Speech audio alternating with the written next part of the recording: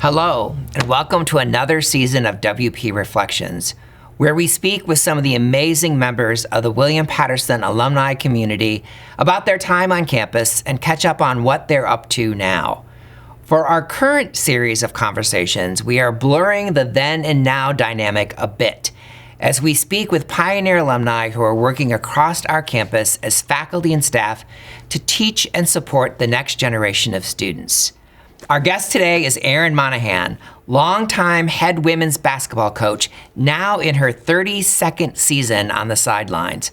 Coach Monahan graduated from William Patterson in 1991 with a bachelor's in exercise and movement science and went on to earn her master's in sports administration from Montclair State.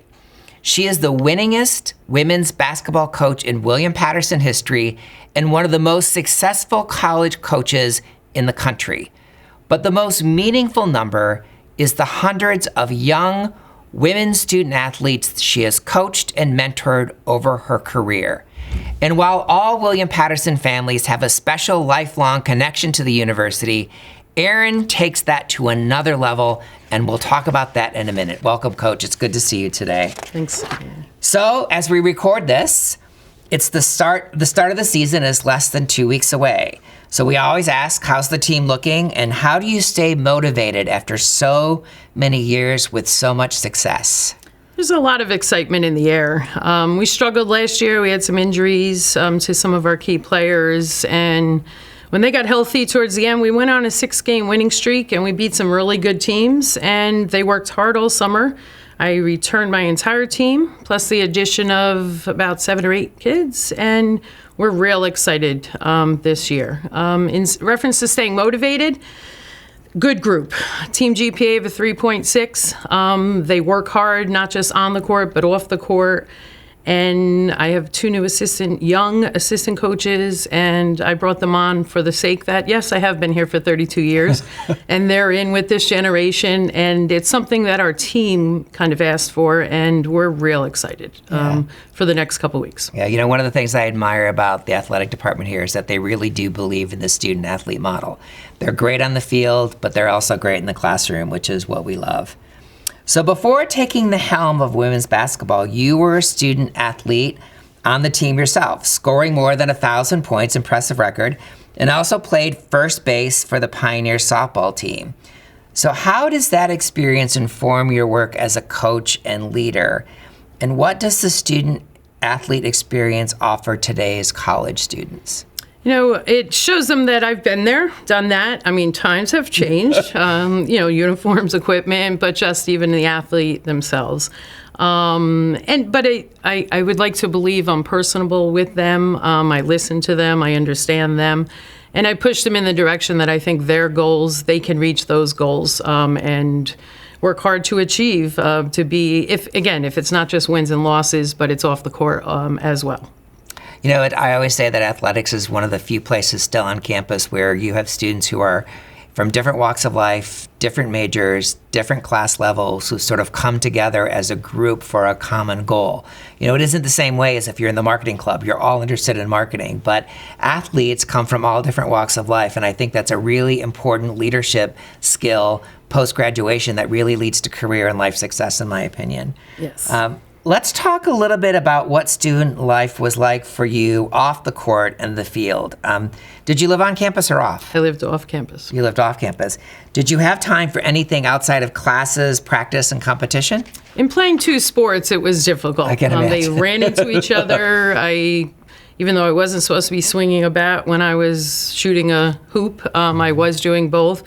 I worked in Bradley's, which was, I guess, the target of nowadays. Right. Did have a couple jobs, worked in the Clifton Boys Club. That's where I grew up in Clifton. And I was always in the sense of my parents always pushed us to make sure that we were making our own money and doing what we had to do. I had and I still have a great group of friends that I went through with on the basketball court and also on the softball field. So yeah, definitely had my own time. But I was goal-oriented and worried about my grades and, like I said, making some money too. Yeah. So not only great leadership skills, but lifelong friendships, right? Yes. So you briefly mentioned, or I briefly mentioned, your pioneer family. You and your husband, Kevin, have 3 children, all of whom are currently William Patterson students, including some student athletes. So tell me about them. Caitlin's still hanging around.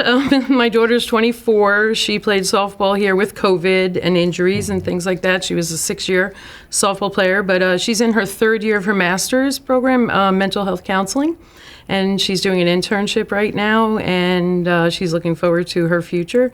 My son, Patrick, is a 5th year. He's in sports administration. He took on a assistant coaching job in New Hampshire, but he's getting his master's online through sports administration.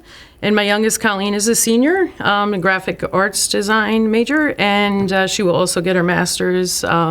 She's not 100% sure of the field yet, but they've all been around. Colleen was a 1-week-old and in a gym as a 3rd child. She just tagged along. At a camp, literally 1 week old, in a carriage. But they've lived in the rec center. They grew up in the rec center. They've learned a lot through the experience too of the right things and the wrong things to do. And just growing up around this family has been the greatest thing for them. So how is it for you having them at your alma mater? And more importantly, how is it for them having a mom who is a legend on campus? I mean, obviously, like even my oldest, Caitlin, she very academically sound. She checked out a bunch of colleges, and, I did not want to, quote unquote, trap her to come here. I wanted it to be her decision. And I'll be honest, what sold her was the Caesar salad in the student center at the time many years ago. She enjoyed it, and she stayed in the High Mountain, and she enjoyed that stay as an honors student. But I'm not so sure she so much cared too much to say that I was her mom. She's a very individual person. And I probably about a month into the school year, I think she was having trouble scheduling or with a class. And I ran into Lenore. And I remember having a conversation with Lenore. And I told Caitlin to make a call. And basically I got reamed out. And you know what, though? It had to happen. And she had to tell me, Mom, lay off. I could do this myself. I'm my own person. And since then, for all 3, I didn't do anything. I didn't look at them or academics, haven't touched their portal. It's important that they be their own person. My son was very thrilled to say that she's my mom. That's been in his world, also being on the men's basketball team. He enjoyed that part. But they're all 3 individuals, and they've done very well academically, and I'm very proud of them. Yeah. And we're so thrilled that he got the assistant basketball coach job. So he's really doing what he loves. Yes. You had mentioned that they had spent time in the rec center, during their time here. So we're thrilled that we're going to be able to renovate the rec center finally starting in the spring. So we're looking forward to that renovation. So now for the lightning round. So these are just short answers to 4 questions. So what would the title of your autobiography be? My son and I we follow Mike Krzyzewski from Duke, and he often talks about getting on the right bus and staying on the right bus. And I think somewhere down the track, Mr. Eason running into me in a store in Patterson, he directed me to the bus. And honestly, I've been on the bus. And I've had a really good supporting crew, my parents driving the bus, my kids being front seat drivers, and my family and my extended family, but more my assistant coaches and our administration and support that we get here and the players I've had. So I guess I've gotten on the right bus, and I'm still going through the decades through my career. The big orange and black bus, right? That's correct. Okay. So what would you say is your greatest achievement as a pioneer student athlete? Probably scoring 1,000 points. That's pretty amazing. I had 999 at the end of the year, and we needed to enter the ECAC tournament at NYU so I could achieve it, but it probably was that. Wow, amazing, amazing. What was your toughest class at WP? There's no doubt about it. Basic anatomy with Dr. DeRoche. Yes, she was there. That does perplex a lot of students. There's, not just in sports management, but in nursing as well. So what is your single best piece of advice that you could give to today's students, no matter their major? I would say trust the process. a couple words: believe, and everything happens for a reason. There might be a little up and down, little road coast. You might not get the answer to the question from the first person you speak to, but believe in yourself, believe in the process, and keep your eye on the goal, no matter if it's academic, athletic, or whatever the prize is.